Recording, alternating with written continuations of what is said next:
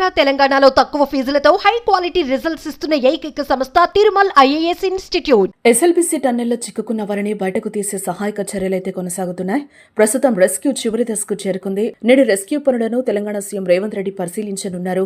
ఆదివారం సాయంత్రం 5 గంటలకు ఎస్ఎల్బీసీ ప్రాజెక్టు ఉన్న నాగర్ కర్నూలు జిల్లా దోమలపెంటకు చేరుకొని పరిస్థితిని సమీక్షించనున్నారు. వనపర్తి బహిరంగ సభ తర్వాత హెలికాప్టర్లో నేరుగా ఆయన దోమలపెంటకు వెళ్లనున్నారు.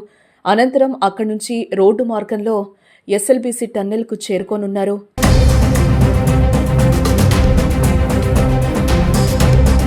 టన్నెల్ వద్ద జరుగుతున్న సహాయక చర్యలను సీఎం పరిశీలించనున్నారు. అనంతరం రెస్క్యూ ఆపరేషన్పై అధికారులతో సమీక్ష నిర్వహించనున్నారు. సీఎం పర్యటన నేపథ్యంలో హైదరాబాద్ రేంజ్ ఐజీ సత్యనారాయణ నేతృత్వంలో టన్నెల్ వద్ద భద్రతా ఏర్పాట్లు చేశారు. ఇక టన్నెల్ ఘటనపై రాజకీయంగా కూడా దుమారం రేగుతోంది.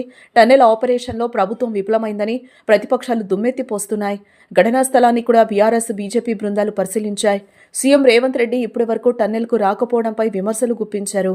ఈ నేపథ్యంలోనే సీఎం రేవంత్ రెడ్డి రావడం ఆసక్తిని రేపుతోంది.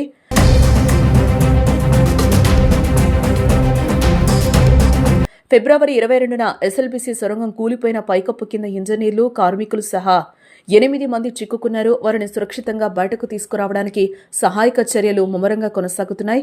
ఆర్మీ, ఎన్డీఆర్ఎఫ్ లాంటి 18 సంస్థలు, 703 మంది సహాయక సిబ్బంది 3 షిఫ్ట్ల వారీగా సహాయక చర్యల్లో పాల్గొంటున్నారు. శనివారం రాత్రి శిథిలాల కింద వారు 4 ఉన్నట్లు సమాచారం. మరో 4 టన్నెల్ బోరింగ్ మెషిన్ కింద చిక్కుకున్నట్లు కనిపిస్తున్నారని మంత్రి జూపల్లి కృష్ణారావు అన్నారు.